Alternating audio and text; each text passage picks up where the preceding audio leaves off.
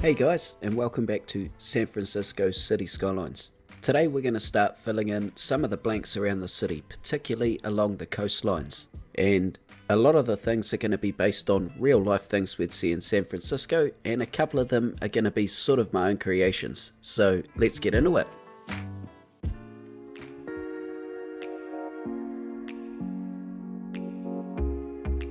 So I want to start here right underneath the Golden Gate Bridge. I didn't quite have time in the last episode to get to detailing this part, so I want to get it now. And I'm pretty much going to follow that real life model like for like as much as I can here. It's pretty iconic, it's so close to the bridge, so I'm thinking it kind of needs to look exactly like it does in real life. And I'm pretty sure this is an old prison here. If it's not, it sure as hell looks like one.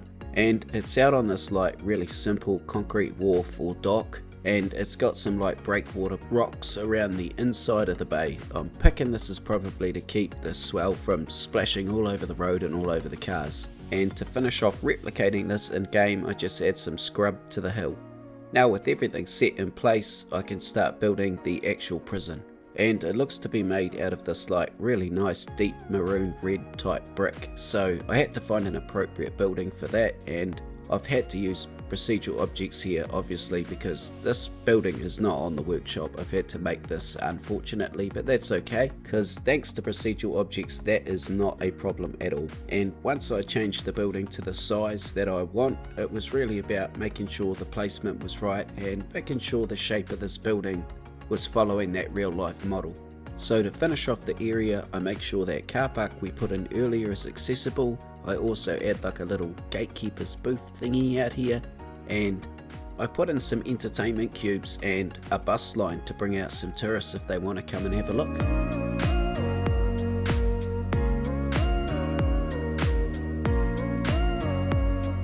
In real life, we've got a toll booth that the road runs through here as we come off the Golden Gate Bridge, so we're going to look to build that here. I am however going to scale this version down considerably, but we're still going to put in sort of the main parts. The first thing I do is pull a bit of space between the two highways, and then there's a road running underneath them, and I want to get the tunnels set up for that. And I found this really cool and simple concrete tunnel prop thing on the workshop, so I've got one of those under each of the highways, and then it's about sort of getting the roads in the right spot to make them look correct. And what I've done to make my version of the booth is I've turned it to procedural objects, and it's left me with just the toll booth shed.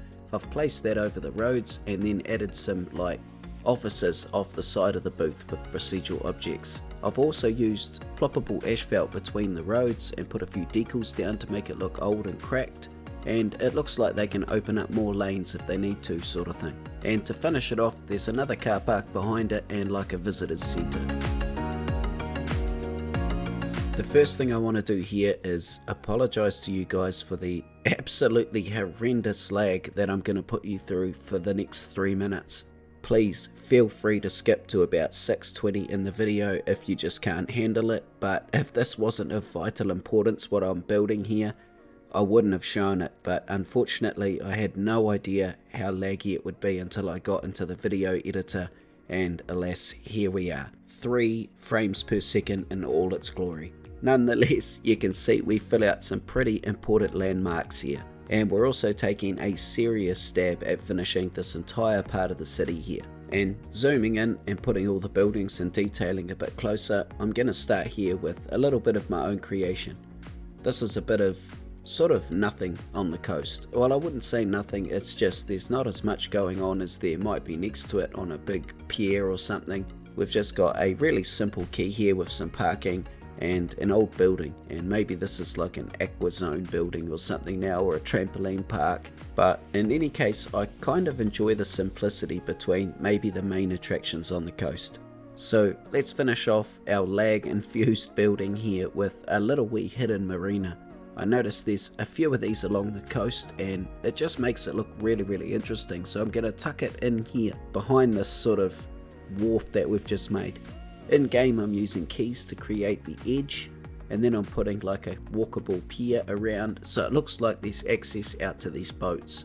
And maybe this particular pier is like a private or expensive one, so we've got some really nice palm trees and it just looks a little bit more upmarket than maybe a normal one. It's also a little bit smaller and a bit more intimate, and you'd imagine being this close and handy to downtown, for instance, this could be quite an expensive place to keep your boat.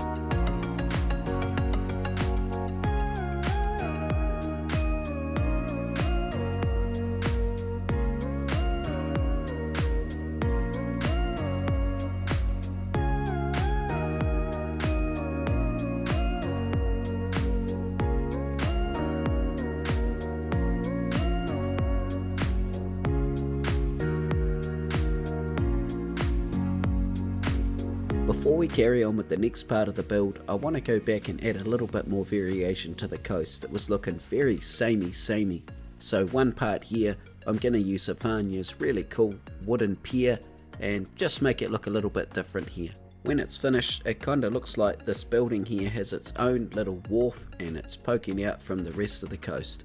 So if we push in a block from here, I've got an empty one here that I wasn't really sure what to do with. I don't just want to plug it with buildings, and I've got this really cool Apple store from San Francisco. So I don't know where this is in the city in real life, but I'm going to put it here, and I want to put like a green space in front of it as well.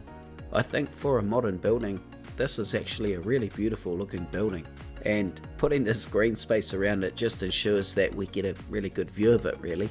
I am, however, not sold on what I've done around it 100%. I've tried to extend the building out a little bit into the green space and I don't think it's worked, so I might come back in future and change this. Next, I use Oceania's really cool modular pier buildings out on this wharf to put these structures in that we see in real life out here. And this one here that you can see me putting in is actually an arcade now, and I also put another one over the other side of this wharf, and that looks to be sort of more industrial based. And aside from those two structures, everything else I do out here is sort of my own creation. So I want to add some car parks out here, mainly for the people that work out here on this wharf, and then I just put a handful of decals and props down, so things like cracks in the concrete and prop trucks. I also put a couple of like prop cement silos right on the end of the wharf, and there's also things like containers and a crane to lift them onto a boat. Maybe a boat can come in this little wee cutout section of the wharf here and be loaded with those containers.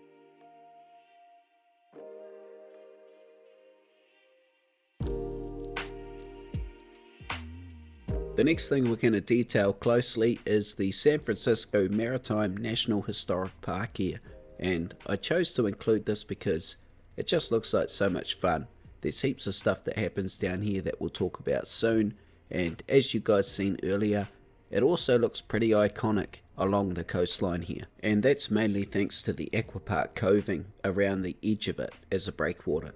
So what makes this area so fun? Well, they have a lot of boat exhibitions down here, and there's also a building next to the water that's basically a waterside park. It's got boating facilities that you can hire out and take out on the water. There's also a grandstand here for viewing different exhibitions, and it's just a really nice, beautiful little sandy cove. And when I say I chose to include this, I say that because I just don't have the room to include everything we see along the coast here. Things like Hyde Street Pier and the Marina Green, unfortunately I just don't have the room.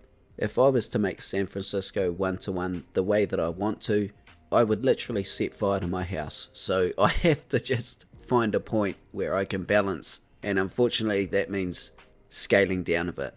And I have to admit that I was drawn to adding this area initially because it just looked so iconic from above, and I couldn't help but zooming in and finding out all about it. And the area is actually quite complicated, so I've sort of tried to take the main points of the area and condense them down a little bit. We have definitely included a grandstand. We've also got that main aquapark building where you can hire the stuff from, and the rest of the area is just sort of left as grass and pavement. I've also got some nice curvy walls that we install that sort of run with that real life version, and the rest of this block is basically just left as a green space with some walkways through it. I didn't want to saturate the area too much with just random props, so hopefully this area looks really nice when it's finished and just breathes a little bit.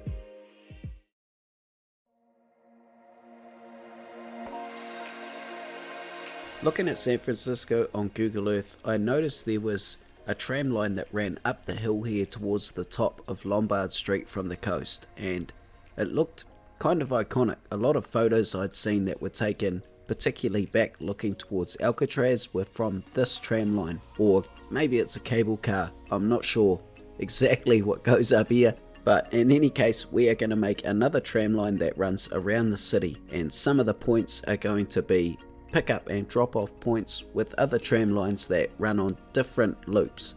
So the tram lines and the buses are the only form of transport we've really got in the city so far. I've got some metro in, but it's not running very effectively yet. We'll address that in a future episode, but I thought it was high tide I started addressing the trams, and you know, I know they're really iconic to San Francisco. I'm also very intimidated and I don't want to get it wrong.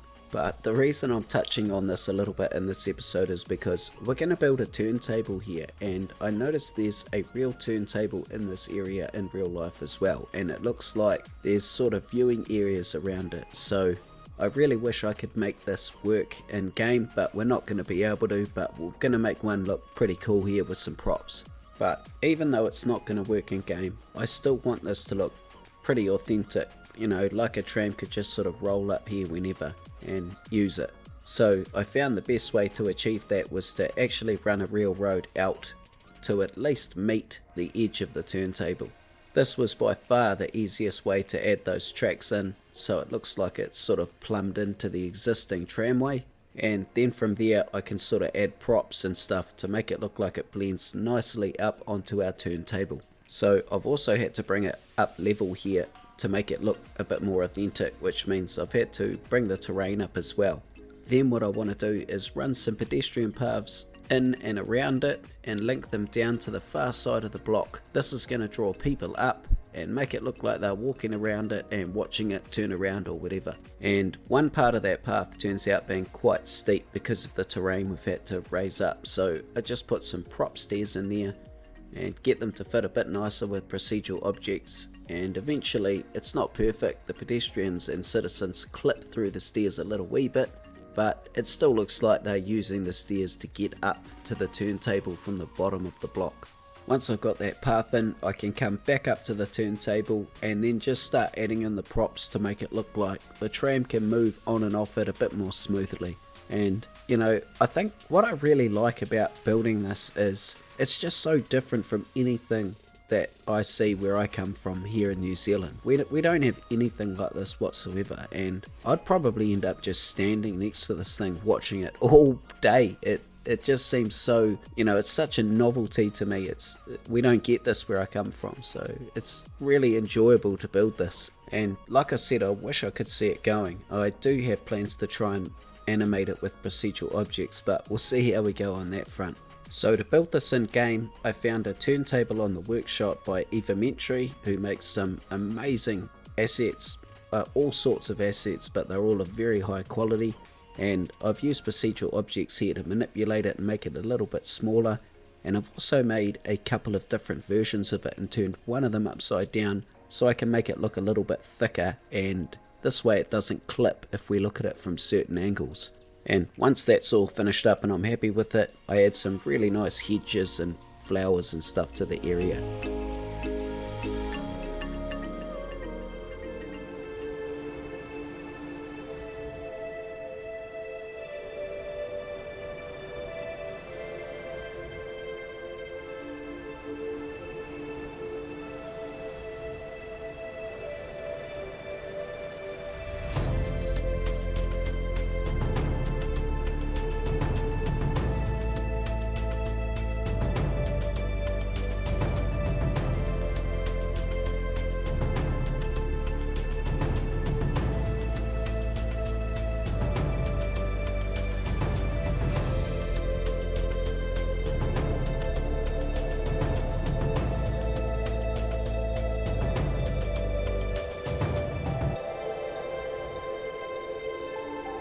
There's a couple of buildings in this area of San Francisco that stand out on Google Earth, to say the least, and I'm going to use procedural objects to try and make them in game here.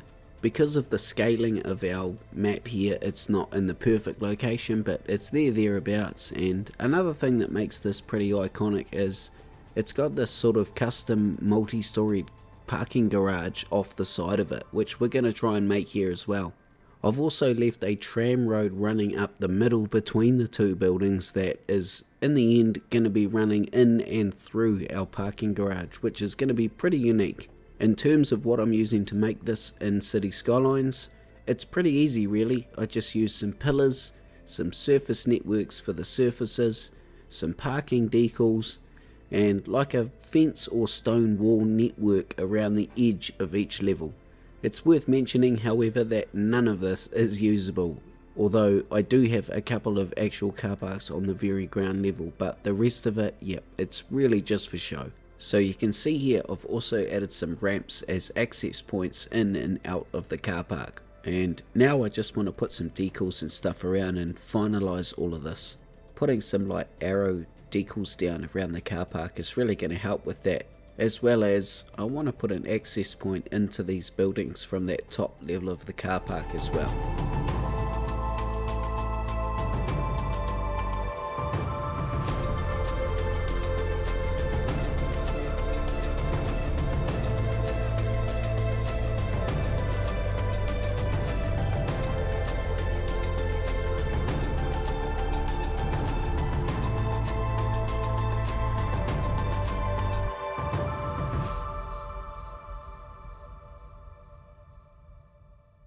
It feels really good to fill in that last part of the coast and pretty much complete that whole corner of the map now around downtown.